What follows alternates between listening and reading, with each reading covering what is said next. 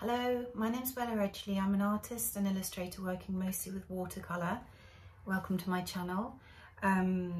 So in this demonstration I'm showing you how I created this painting, which without the mount actually looks like this. Okay, so this is a technique I've been doing quite a lot of recently. It's wet in wet and it's just really fun. So I think I actually started out with this painting this way up, but when I finished it I felt like it really wanted to be this way up, and that's what I like about this technique. It's you start out with a plan and you do your painting, but unexpected things happen and you have to work with where the painting takes you, really, and that's what's fun about it. Okay, so let's get started. I'm using Archer's cold pressed fine grain paper for this painting, and I've got some clean water, just covering the whole surface in water. I'm not soaking it, but I'm just making sure it's evenly spread. I've got some of my colours ready in the palette next to me. I'm going to be using 3 colours, 2 blues and 1 green.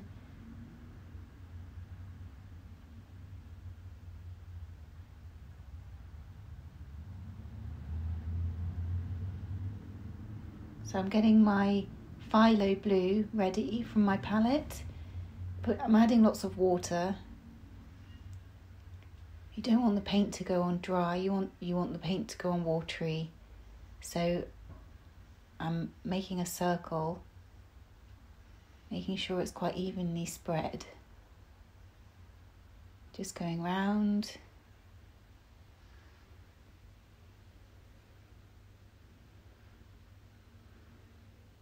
I'm cleaning my brush off and getting some of my Cobalt blue ready on the brush.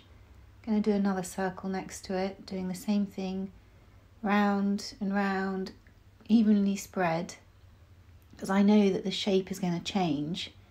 I want it to start off as even as possible.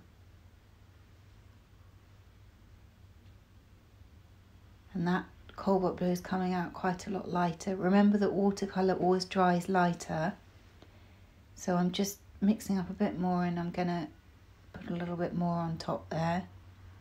The paper's still wet, so that should blend into the colour that I've already put down.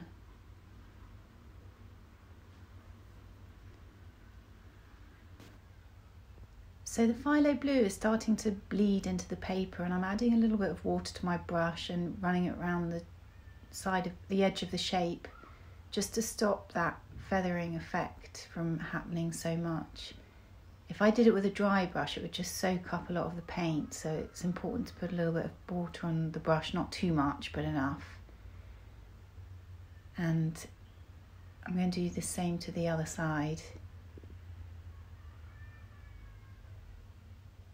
So as you can see, these circles are starting to move, take on a shape of their own and sort of merge into each other a little bit.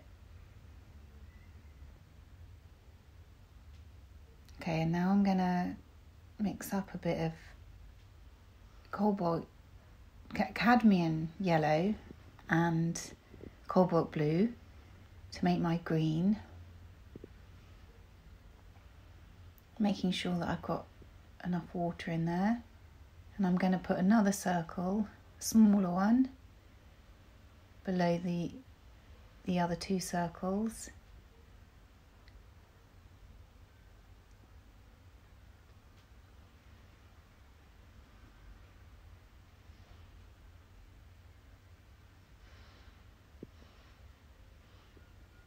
I'm going to go around that shape like I did with the others, with a bit of clean water on my brush.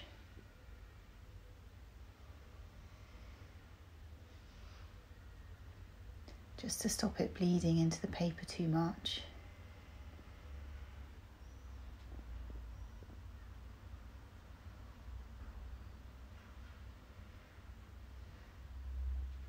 I'm just keeping an eye on what the paint's doing and controlling the edges a little bit with the clean water on the brush.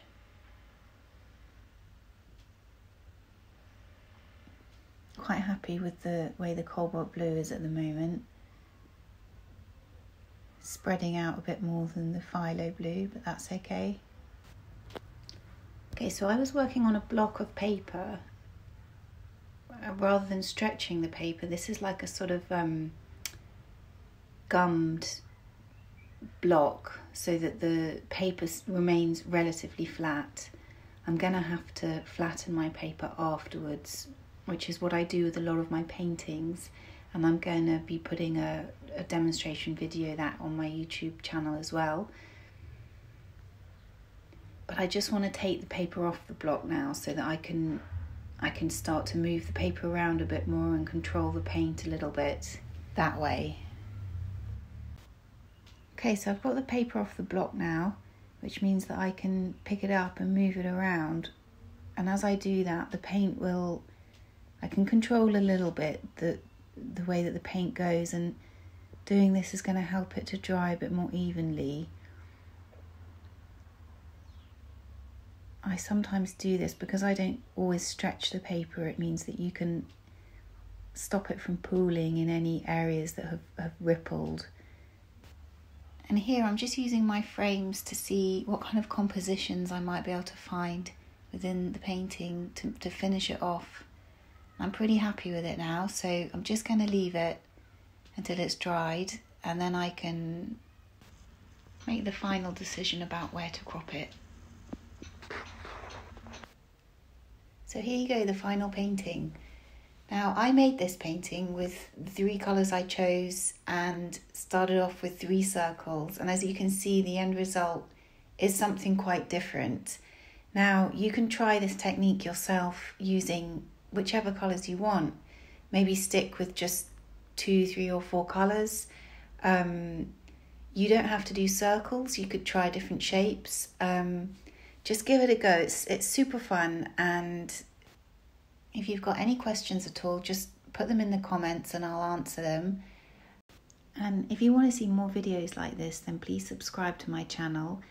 I'm new here and it's really going to make a big difference to me. Okay, thank you. Bye.